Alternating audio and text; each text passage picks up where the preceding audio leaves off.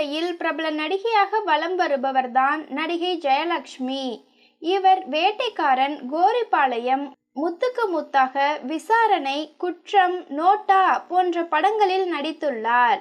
சமீபத்தில் பிரபல பாடலாசிரியர் ஸ்நேகன் நடிகை ஜெயலக்ஷ்மி ஸ்நேகம் ஃபவுண்டேஷன் பெயரை பயன்படுத்தி பண மோசடியில் ஈடுபட்டதாக சென்னை காவல் ஆணையர் அலுவலகத்தில் புகார் அளித்து இருக்கிறார். இதற்கு ஜெயலக்ஷ்மி தரப்பினர் தன் மீது ஸ்நேகன் அவதூறு பரப்புவதாக புகார் அளித்து இருந்தது.